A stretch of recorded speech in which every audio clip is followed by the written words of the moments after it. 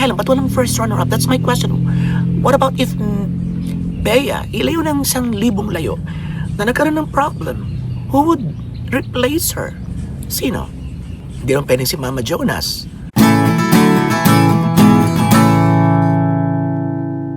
Hello there! This is Panamara. Once again, we're gonna talk about Miss Universe Philippines. Ay, hindi pala. The Miss Philippines. Pag-uusapan natin ang mga bagong koronang ipinamigay at kung kani-kanino napunta ito. Pabor ba tayo sa mga binigyan ng crowns? O meron tayong mga sariling favorites na sana'y nakakuha ng specific crown na yun? Ako, syempre, meron.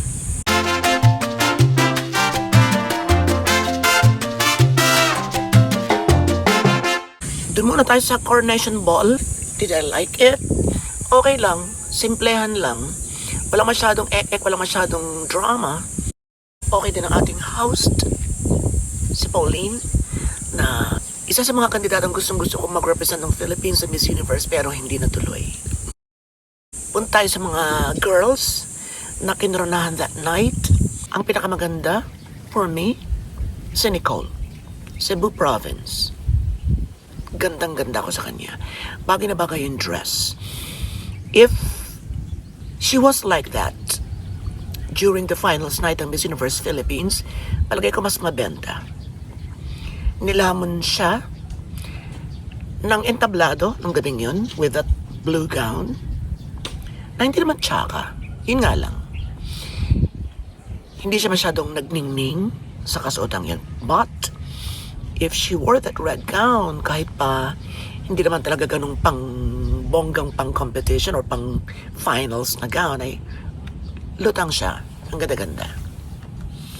Bagay na bagay sa kanya. Lalo pa kung mas na red pa yung lips niya.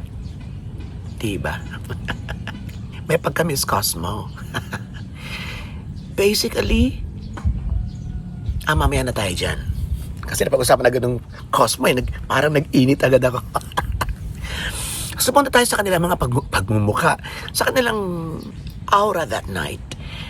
Parang ang lulungkot nila nung tabi-tabi na sila na kinukuha na ng picture. Particularly, si Miss Cebu City, si April Smith, ang kanyang ngiti talaga is ganito.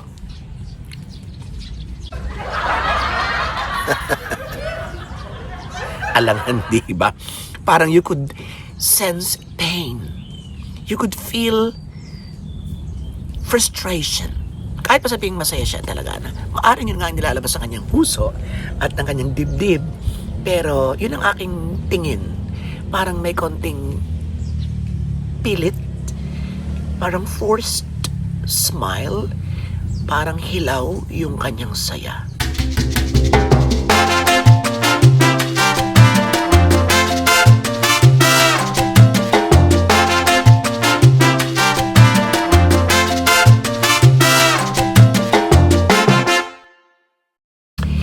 We all knew na gusto talaga niya ng Supernational and bagay talaga siya doon. But siguro merong target ang Miss Universe Philippines na makuha ang crown ng Charm. Na kababago lang naman, kailan man nag-start ang Charm 2023. So, feel ko hindi naman dapat pang maghabol sa ganun. Yun, basta gusto ko siya sa Miss Supernational. So, in that aspect, doon ako medyo may hinanap or parang nakulangan. But we also like Pampanga. Matagal pa, so marami pang pwedeng baguhin. Next year pa siya lalaban if I'm not mistaken because yes, si Miss Taguig pang lalaban this year sa Supra. So marami pang time para mas mapasexy pa ng bonggang-bongga. Hindi lamang ang kanyang katawan kundi ang kanyang aura. So yun, parang less ng konti anywhere. And sana'y matimpla ng husto ang kanyang style. Huwag nang kamukhaan is near sa ilang mga eksena. Siguro naman nakikita nila yan. Kapag hindi nila nakikita yung mga ganong eksena at gandang-ganda pa rin sila sa mga misses. Hindi man laging hits, may mga misses din. So yun, sana nakikita ng kanilang stylist, nakikita ng organization na nag-sponsor o mahawak sa kanya o ng grupong humawak sa kanya. I don't know why. They keep on insisting on something na hindi maganda. So sana wag nang bumalik sa ganon. Sa Miss Universe Philippines Finals Night, maganda siya, okay. Or maybe siguro iba-iba lang talaga tayo ng pananaw ng maganda. Pero this one, hindi ko na kung nagagandahan sila dyan, pero ako never. Pag nagaganda pa rin sila sa ganyang styling, sila na. Punta na tayo sa Cosmo, total nabanggit ko na kanina. Sa show, nag-wish pa rin ako na sana ibigay kay Nicole.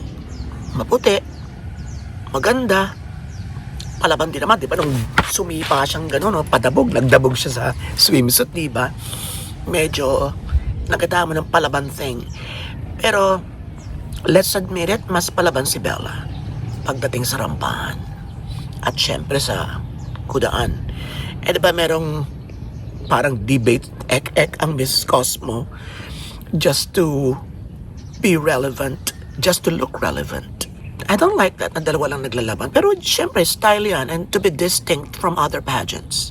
Kailangan medyo may uniqueness. And yun ang kanilang napili.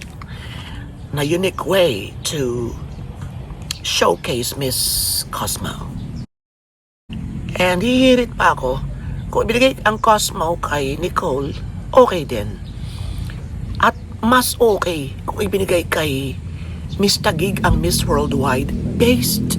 Hindi dahil sa kakayahan niya o hindi dahil sa kanyang galing na ipinamala sa Miss Universe Philippines because magaling naman talaga siya. Kundi dahil dun sa background, sa description ng pageant. It's more on performing arts. Isip mo pinakamagaling mag-perform. Hindi man ganun kabongga siguro yatang kumanta si Nicole para sabihin siya yung dapat talaga doon. Ballerina. I think she's a good ballerina. I haven't watched, sorry about that, I haven't watched her perform ballet. Pero syempre, may school siya, natuturo siya, magaling siya. And nakikita naman natin sa kanya mga kilos at galaw sa entablado. And dapat siyang inilagay doon. Hindi para for demotion, kundi siya yung bagay doon. So, ibig sabihin, sinasabi ko man na bagay siya sa Miss Worldwide, bagay din naman siya sa Cosmo. Kaya lang, kung sa dalawa ni Nicole at performing arts and travel ang pag-uusapan and you know, it's Bella for me. Alright, so for Miss Echo International, Sultan Kudarat is a pretty woman. I think okay siya rin. Nakakakudari naman, right? For Miss Tourism World, si Mr. Luck, mas nagagandahan ako sa kanya during this coronation kumpara dun sa finals night. Parang nasisikipan ako sa kanyang gown doon. Hindi ko nasabi dun sa aking review. Pero, although maganda siya and she knows how to walk, how to project, medyo nag-ano talaga ako dun kung bakit siya yung nakapasok doon sa gown competition. Of course, there is the delivery, the showmanship, the execution of the gown. It's not basically just the gown itself. Pero marami rin namang mga magagaling na kasing galing din niya na mas maganda ng konti yung gown. Hindi ko lang siguro nga talaga gusto yung kanyang gown kasi parang mukhang parang sasayaw ng singkil na may touch ng Filipiniana, na may touch ng parang merong event na pupuntaan, na may touch ng parang may cultural presentation, na may touch ng royalty, mga gano'n. Halo-halo na, diba? Pero parang nabibigatan talaga ako. Anyway, stop na tayo dyan because nanalo na siya. And I think okay naman siya sa Miss Tourism World. Kaya lang, ba't walang first runner-up? That's my question. What about if Bea, ilayo ng 1,000 layo na nagkaroon ng problem? Who would replace her? Sino? Hindi naman pwedeng si Mama Jonas. So dapat talaga merong first runner-up. Merong official na first runner-up. It's a must. Ano ba kayo? Eto ang puna ko ha, ang sasama ng crowd. Uy, bakit mo sabi, di ko ang bumili, ikaw mag-organize. Kaya nga budget nga lang. Hindi sa akin galing to, pero sabi nila parang galing lang sa Temu or sa TikTok shop. Yung mga crowns, yung parang mga ginagamit lang sa Mirasol. Hindi pa talaga pwede makagawa ng hindi mahuhulog. Yung talagang, if i-fix na, di ba kung talagang gagastusan, yung sansalpak lang. Hindi po pagsalpak ko, pwede na mag-automatic na nasikip na siya dyan. Di ka kayang-kaya naman. E nawawala na naman tayo sa mic. Nakiinit na naman tayo. Okay, ito naman ay magandang para mapansin din nila kung hindi pa rin sila aware hanggang ngayon na hindi magaganda yung mga gowns at parang o baka naman may mga bato or something na hindi na yun din na, in fairness, baka naman puro bato, may mga konting diamante pa here and there na hindi lang natin nakikita. Yun. Diba? So doon tayo, doon muna tayo sa gitna. Yun.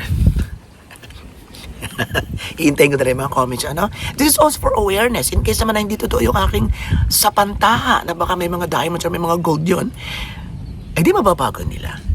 Kasi nga naglalaglagan. Parang mahangin na ng electric fan is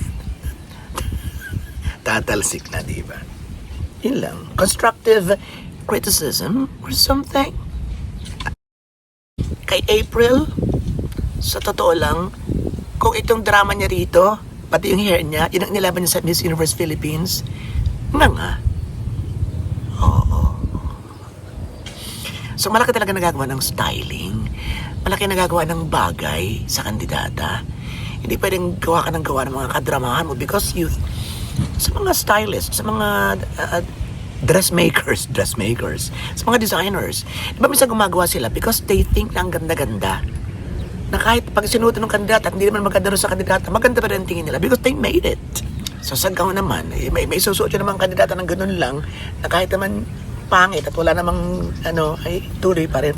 You know what I mean? Na minsan masyado tayong na-overwhelm sa ating galing na kahit pa hindi ito bumagi sa ating tinuturuan ay maganda pa rin tingin natin. Ayaw nating pakinggan, sarado yung ating tenga. So comments ng iba na insulto tayo. And usually dun falter man tama.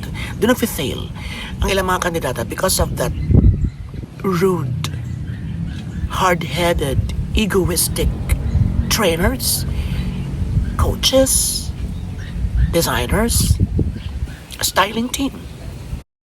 Okay, so let's just wish the best for all of them, from Miss Universe Philippines down to the Miss Teen winners. And Miss Teen, no question, okay lang yung pagpili sa kanila. Sino ba bang may karapat-dapat or something? Just comment it down below. Pag-uusapan natin sa sunod, ang interview ni Boy Abunda kay Bea. Binastos nga ba?